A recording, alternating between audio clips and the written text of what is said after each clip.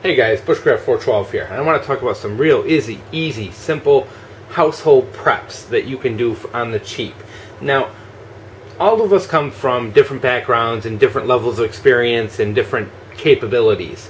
We're all different people, and some people are very handy, crafty people who are very familiar with tools and have, great kind of man caves with workbenches, and it's not the case with every prepper. Not every prepper is set up like that. Some people are in urban and suburban areas and have little to no hand tools. And this video is kind of for them, for those people who don't have, that man cave set up with a workbench and tools and all that. And I want to go over how important these items are to have and how you can have them in a kind of a small space and not take up and kill the area you have, especially if you are someone who rents in an apartment or just is very limited on space. Now, hand tools are very important when it comes to shit hits the fan scenarios for many reasons. I mean, too many to get into, but let's just say, for example, we're just going to go through one example. Say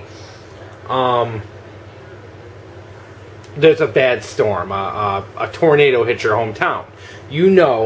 There's been massive devastation, the power's going to be out for a week or two. You've got broken windows, you've got things like that. There's things you're going to want. Number one, you're going to want the capability, because you may not have power or utilities to do any work you may have to do. Make repairs to your home, make repairs to your car, board up broken windows, anything like that. And you really need a capability to do work without electricity. So I'm a big advocate of having hand tools, having hammer, nails, screwdrivers, wrenches, having a good toolbox with a good variety of hand tools, because those are things that are going to last you forever and you don't need electricity to use them. The other facet to this is having some battery operated tools. You can get yourself a good battery operated drill, not good, but you can get yourself a cheap battery operated drill for like 30 bucks. This one here is a cheapo that I actually keep just kind of laying around the house for household things. I have a better one down in the basement, an 18 volt. This one's just a 12 volt, so it's not the strongest on earth, but it's good for household utility. But I very highly recommend getting a good 18 volt cordless drill. You typically are going to spend between like $60 and $200 depending on the quality you want.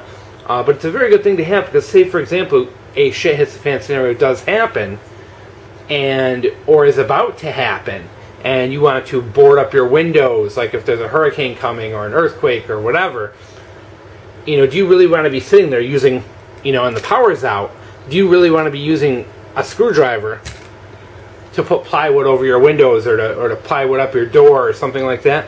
No, it's going to take you all day to do it. It's a great idea to have a good battery operated drill, because it will take that work and cut it down to nothing.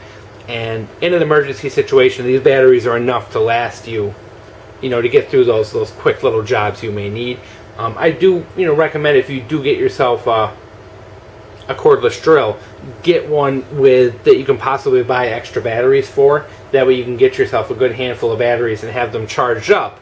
That way if there is ever an emergency, you do have that capability for quite a while without power. Another big thing, which I don't see a lot of preppers working on, is having a variety.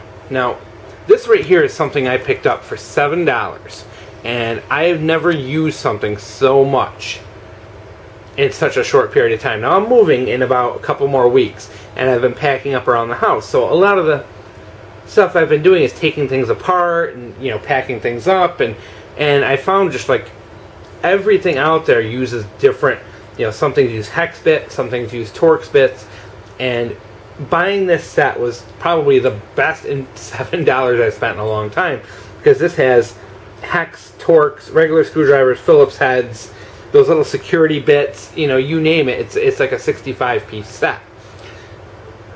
Awesome for around the house in fixing and maintaining things.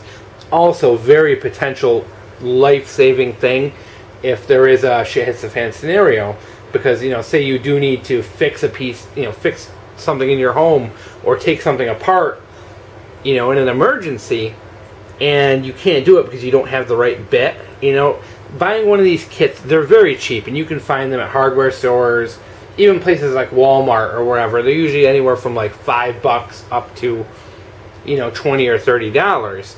Get a very good inclusive set with all the different bits, because you also have to bear in mind, not only can you use these bits for the little screwdriver that comes with them, but you can use them in your cordless drill as well, or your corded if you are using a corded drill. And these ones here are magnetic, and they're actually really strong magnetic pull on them. They stick into the chuck adapter really good. So it's a very cool thing to have, you know, aside from your normal hand one. Like this one here is one of these little hand ones that, you know, does the different sizes and different bits. You know, these are nice, but they only give you, you know, Phillips and flathead, and having that extra capability is really, really a big deal when the power's out or whatever. I mean, there's so much that can happen, and these are things that you can use around the house. If you don't already have these, this is actually a really good investment, because not only is it something to have in case of an emergency, but it's an ordinary, normal utility item, and they're great to have. And you can get, you know, a drill and a nice bit set. You're talking, you know, less than $100 for the two. You don't need to buy something, you know, commercial grade. Likewise, having a good hammer. You know, we all have, you know, most of us have a hammer in our junk drawer, or, you know, have multiple hammers, you know, depending on what you do for a living and what your abilities are. But it's also very good to have a good, like, heavy-duty hammer. We have those small little, like, 12-ounce hammers, but it's not a bad idea to have a big 30-ounce hammer. You know, if shit does hit the fan and we are without the power for 6, 8, 12 months, you know, you may be doing your own construction. You know, if you need things and have to build things like a greenhouse or whatever, it would be good to have tools to properly construct things. Using a little, you know, little tiny hammer that you keep in your junk drawer isn't going to work, you know. If you have the money, it doesn't hurt to invest in some good quality tools for construction. And that kind of thing is, you know, a good hobby. You can make your own furniture, greenhouses, gardens. There's so many things you can do around the house with prepping with tools, and I kind of see them as a must-have. And a lot of us do have them. I'd say, you know, a good portion of people out there have these tools already, but there is that group, those people who are in urban environments and suburban and renters, who just don't have it because they don't have to fix anything. The landlord takes care of it, you know, or you have a maintenance man in your building or whatever, and, you know, you can't count on those people forever, especially if there is an emergency or disaster. So it's a good idea to have these so you can expand your own capabilities, and plus, you know, have that capability to work off the grid if you have a couple batteries as well.